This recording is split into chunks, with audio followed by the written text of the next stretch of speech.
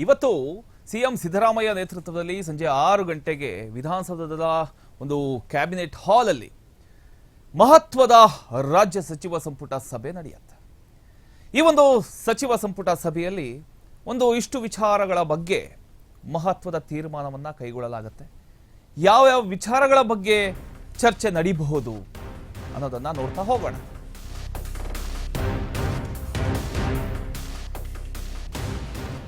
ಇಂದು ಮಹತ್ವದ ರಾಜ್ಯ ಸಚಿವ ಸಂಪುಟ ಸಭೆ ನಡೆಯುತ್ತೆ.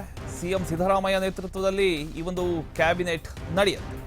ಸಂಜೆ 6ಕ್ಕೆ ವಿಧಾನಸೌಧದ ಕ್ಯಾಬಿನೆಟ್ ಹಾಲ್ ಅಲ್ಲಿ ಈ ಒಂದು ಸಭೆ ನಡೆಯಲಿದೆ. ಹಲವು ಮಹತ್ವದ ವಿಷಯಗಳ ಬಗ್ಗೆ ಚರ್ಚೆ ನಡೆಯುವಂತಹ ಸಾಧ್ಯತೆಗಳಿದೆ.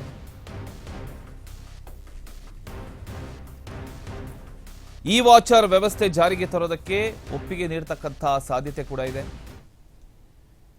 ಆರ್ಕ್ ಯೋಜನೆಯಡಿ ಇ ವಾಚರ್ ವ್ಯವಸ್ಥೆಯನ್ನ ಜಾರಿಗೆ ತರೋದಕ್ಕೆ ಒಪ್ಪಿಗೆ ನೀಡಬಹುದು.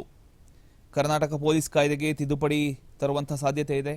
ಅಲ್ಪಸಂಖ್ಯಾತ ಇಲಾಖೆಯಿಂದ ನೀಡಿರತಕ್ಕಂಥ ಸಾಲ ವಸೂಲಾತಿ ಕುರಿತು ಚರ್ಚೆ ಕೂಡ ನಡೆಯುತ್ತೆ.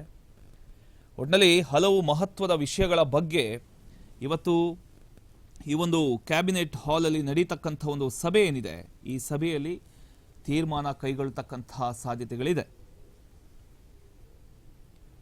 ಈ ಸಭೆಯಲ್ಲಿ ಆಡಳಿತ, ಕಾನೂನು, ಅಭಿವೃದ್ಧಿ ಹಾಗೂ ಧಾರ್ಮಿಕ ಸಾಮಾಜಿಕ ವಿಷಯಗಳಿಗೆ ಸಂಬಂಧಪಟ್ಟಂತೆ ಹಲವು ಮಹತ್ವದ ತೀರ್ಮಾನಗಳು ಕೈಗೊಳ್ಳಲಾಗುತ್ತೆ. ಅದರ ಜೊತೆಗೆ ನೀತಿ ಮತ್ತು ನಿರ್ಣಯದ ದಿಕ್ಕನ್ನು ತೀರ್ಮಾನಿಸುವ ಒಂದು ಸಭೆ ಇದಾಗಿರುತ್ತೆ. ಸಭೆಯ ಅಜೆಂಡಾದಲ್ಲಿ ಮೊದಲಿಗೆ ಗಮನ ಸೆಳೆಯೋದು ARK ಯೋಜನೆಯಡಿ ಇ ವಾಚರ್ ವ್ಯವಸ್ಥೆ ಜಾರಿಗೆ ತರತಕ್ಕಂಥ ಒಂದು ಪ್ರಸ್ತಾವನೆ. ಸಾರ್ವಜನಿಕ ಸುರಕ್ಷತೆ ಹಾಗೂ ನಿಗಾ ವ್ಯವಸ್ಥೆಗೆ ತಂತ್ರಜ್ಞಾನ ಬಳಕೆ ಹೆಚ್ಚಿಸತಕ್ಕಂಥ ಒಂದು ನಿಟ್ಟಿನಲ್ಲಿ ಈ ಒಂದು ತೀರ್ಮಾನ ಮಹತ್ವ ಪಡೆದಿದೆ. ಜೊತೆಗೆ ಕರ್ನಾಟಕ ಪೊಲೀಸ್ ಕಾಯ್ದೆಗೆ ತಿದ್ದುಪಡಿ ಹಾಗೆ ಅಲ್ಪಸಂಖ್ಯಾತ ಇಲಾಖೆಯಿಂದ ನೀಡಿರತಕ್ಕಂಥ ಒಂದು ಸಾಲಗಳ ವಸೂಲಾತಿ ಕುರಿತು ಗಂಭೀರ ಚರ್ಚೆ ನಡೀತಕ್ಕಂಥ ಒಂದು ಸಾಧ್ಯತೆಗಳು ಕೂಡ ಇದೆ. ಕಾನೂನು ಮತ್ತು ಹಣಕಾಸು ಶಿಸ್ತು ಎರಡೂ ಒಂದೇ ವೇದಿಕೆಯಲ್ಲಿ ಚರ್ಚೆಗೆ ಬರುವಂಥ ಸಾಧ್ಯತೆಗಳಿದೆ.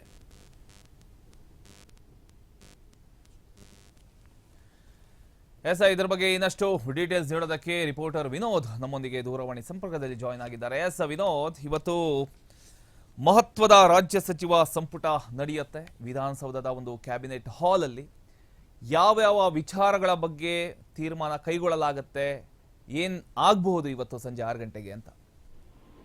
ಪ್ರಮೋದ್, ಇವತ್ತು ನಡ್ತಕ್ಕಂತ ಒಂದು ಕ್ಯಾಬಿನೆಟ್ ಅನ್ನೋದೇ ಈ ಒಂದು ಕ್ಯಾಬಿನೆಟ್ ಅನ್ನೋದು ತುಂಬಾ ಮಹತ್ವವನ್ನು ಪಡೆದುಕೊಂಡಿದೆ. ಯಾಕಂದ್ರೆ ಇದೀಗ ಅಧಿವೇಶನ ಮುಗಿದ ಬಳಿಕ ನಡೆಯತಕ್ಕಂತ ಮೊದಲ ಒಂದು ಕ್ಯಾಬಿನೆಟ್ ಸಭೆ ಆಗಿರೋದ್ರಿಂದ ಈ ಒಂದು ಕ್ಯಾಬಿನೆಟ್ ಸಭೆಯಲ್ಲಿ ಹಲವು ಮಹತ್ವದ ವಿಚಾರಗಳ ಚರ್ಚೆ ಬರಲಿದೆ. ವಿಶೇಷವಾಗಿ ನಾವು ಪ್ರಮುಖವಾಗಿ ಯಾವುದಕ್ಕೆ ಆದ್ಯತೆ ನೀಡಿದ್ರೆ, ಒಂದು ಕಡೆ ಕರ್ನಾಟಕ ದೇಶ ಭಾಷೆನ ಮಸೂದೆ ಅನ್ನೋದೇನಿದೆ ಆ ವಿಚಾರದ ಬಗ್ಗೆ ರಾಜ್ಯಪಾಲರ ವಿರುದ್ಧ ಮತ್ತೆ ಅಪೀಲ್ ಹೋಗಕ್ಕೆ ಅಥವಾ ರಾಷ್ಟ್ರಪತಿ ಹತ್ರ ನಿಯೋಗವನ್ನು ಕೊಂಡೊಯ್ಯುವುದಕ್ಕೆ ಆ ವಿಚಾರ ಬಗ್ಗೆನೇ ಇವತ್ತು ಸುದೀರ್ಘವಾಗಿ ಮತ್ತೆ ಹೆಚ್ಚು ಚರ್ಚೆ ಆಗುವ ಸಾಧ್ಯತೆಗಳು ದಟ್ಟವಾಗಿದೆ. ಯಾಕಂದ್ರೆ ಆ ಒಂದು ಬಿಲ್ಗೆ ಅಂಕಿತ ಹಾಕದೇ ಇರುವುದು ಮತ್ತೆ ರಾಷ್ಟ್ರಪತಿ ಅಂಗಳಕ್ಕೆ ಅದನ್ನು ತೆಗೆದುಕೊಂಡು ಬಂದು ರಾಷ್ಟ್ರಪತಿ ಅವರ ಗಮನಕ್ಕೆ ತಂದು ಆ ನಂತರ ಅದನ್ನು ಇಂಪ್ಲಿಮೆಂಟ್ ಮಾಡುವ ವ್ಯವಸ್ಥೆ ಅಂದ್ರೆ ಈ ವಿಚಾರ ಬಗ್ಗೆ ಚರ್ಚೆ ಮಾಡೋಕ್ಕೆ ಕಾನೂನಾತ್ಮಕವಾಗಿ ಚರ್ಚೆ ಮಾಡಲಾಗುತ್ತೆ ಇಂದಿನ ಕ್ಯಾಬಿನೆಟ್ ಅಲ್ಲಿ.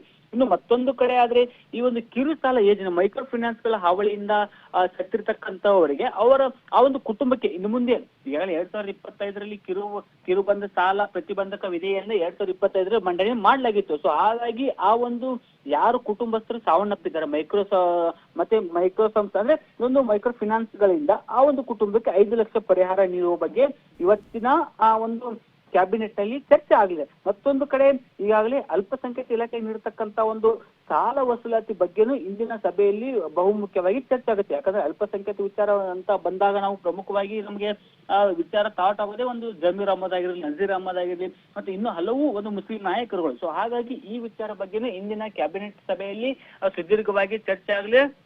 ಮತ್ತೊಂದು ಕಡೆ ಆರ್ಕ್ ಯೋಜನೆಯಡಿ ಇ ವಾಚರ್ ವ್ಯವಸ್ಥೆಯನ್ನು ಸಹ ಒಂದು ಜಾರಿಗೆ ತರೋದಕ್ಕೆ ಕೆಲವೊಂದಿಷ್ಟು ರೂಪುರೇಷೆಗಳ ಬಗ್ಗೆ ಇಂದಿನ ಚರ್ಚೆ ಆಗುತ್ತೆ.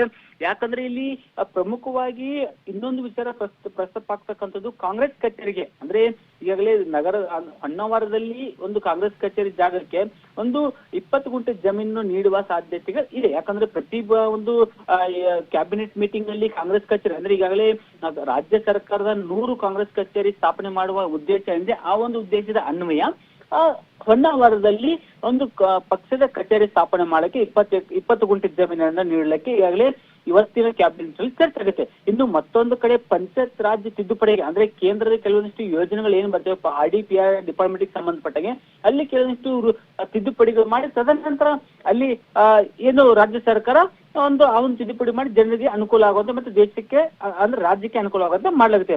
ಇನ್ನು ಮತ್ತೊಂದು ಕಡೆ ಈಗಾಗಲೇ ಕಲಬುರಗಿಯಲ್ಲಿ ನೂತನ ಕಟ್ಟಡಕ್ಕೆ ಅನುದಾನ ನೀಡಲು ಸಹ ಒಂದು ಇಂದಿನ ಕ್ಯಾಬಿನೆಟ್ ನಲ್ಲಿ ಚರ್ಚೆ ಆಗುವ ಸಾಧ್ಯತೆಗಳಿದೆ ಪ್ರಮೋದ್. ಇನ್ನು ಮತ್ತೊಂದು ಕಡೆ ಈಗಾಗಲೇ ನಿನ್ನೆ ಏನು ಡಿನ್ನರ್ ಮೀಟಿಂಗ್ ಮಾಡುದು ದಲಿತ ಸಚಿವರುಗಳು ಶಾಸಕರು ಆ ಒಂದು SCP TSP ಆಗ್ತದೆ ಒಂದು ದಲಿತ ಕ್ಷೇತ್ರಗಳಿಗೆ ಅಂದ್ರೆ ರಿಸರ್ವ್ ಕ್ಷೇತ್ರಗಳಿಗೆ ಹೆಚ್ಚಿನ ಅನುದಾನ ನೀಡುವ ಬಗ್ಗೆನೂ ಇಂದಿನ ಕ್ಯಾಬಿನೆಟ್ ಮೀಟಿಂಗ್ ನಲ್ಲಿ ಸುದೀರ್ಘವಾಗಿ ಚರ್ಚೆ ಆಗುತ್ತೆ. ಸೊ ಹಾಗಾಗಿ ಇಂದು ನಡೆತಕ್ಕಂತ ಕ್ಯಾಬಿನೆಟ್ ಮೀಟಿಂಗ್ ಅನ್ನು ಬಹಳ ಮಹತ್ವವನ್ನು ಪಡ್ಕೊಂಡಿದೆ, ಜೊತೆಗೆ ಸುದೀರ್ಘವಾಗಿ ನಡೆಯಲಿರುವ ಕ್ಯಾಬಿನೆಟ್ ಮೀಟಿಂಗ್ ಆಗಿದೆ ಪ್ರಮೋದ್.